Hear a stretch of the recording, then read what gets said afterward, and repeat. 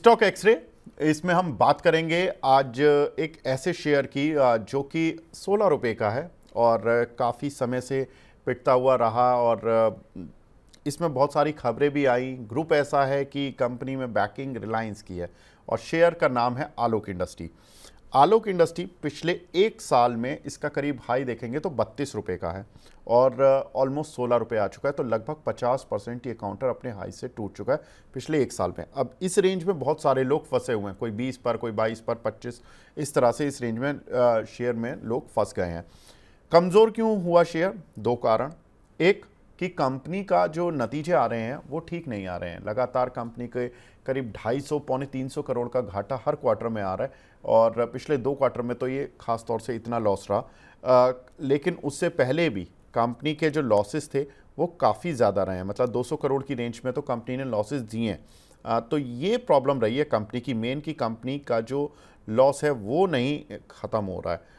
दूसरा important factor ये रहा कि अब मार्केट का सेंटीमेंट खराब था, तो मार्केट के सेंटीमेंट में काउंटर की पिटाई भी हो गई। अब इसमें फंडामेंटल ट्रिगर क्या है?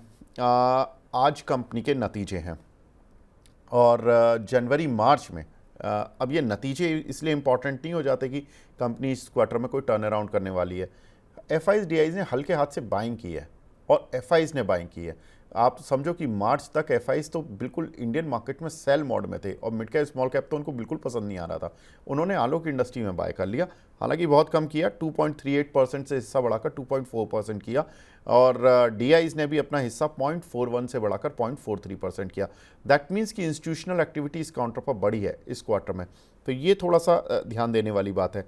रिलायंस ग्रुप की कंपनी है, एसोसिएट कंपनी कहलाती है, क्योंकि जब ये एनसीएलटी में गई थी तो उस समय पर रिलायंस ने इसमें 40.01% स्टेक लिया था और जेएम फाइनेंशियल एआरसी ने करीब कंपनी में 34.99%, तो दोनों का मिलाकर करीब 75% स्टेक हो जाता है। तो इन दोनों के पास 75% स्टेक है आलोक इंडस्ट्री का।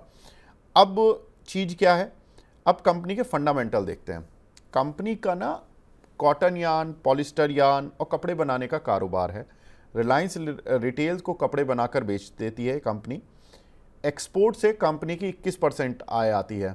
अब देखिए, जो मेजर इनका रेवेन्यू है वो क्या है कि रिलायंस रिटेल, जिसको ये कपड़े बनाकर बेचती है, और उसके अलावा जो मेजर इनकी आय आती है वो थोड़ी बहुत एक्सपोर्ट से आती है 21%।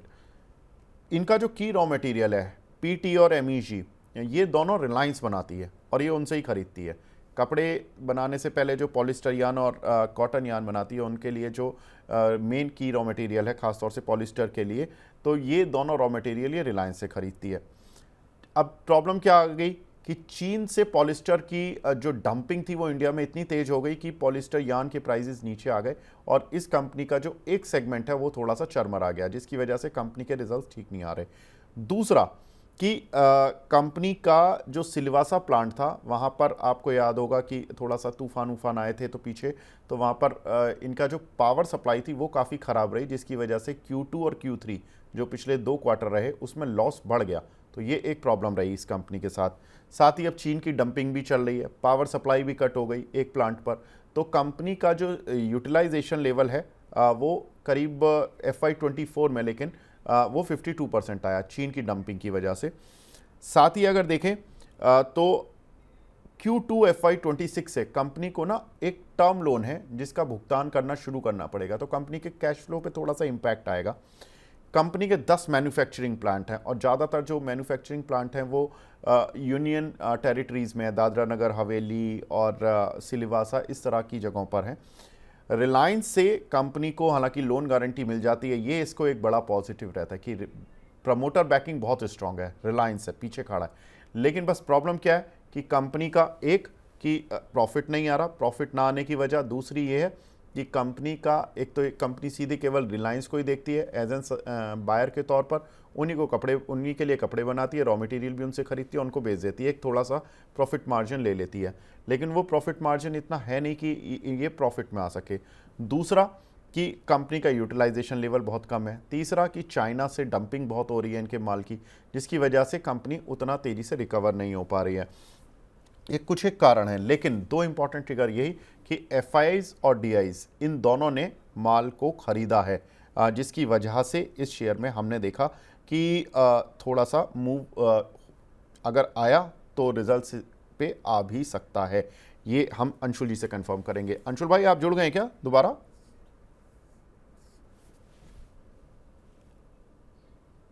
अंशुल जी।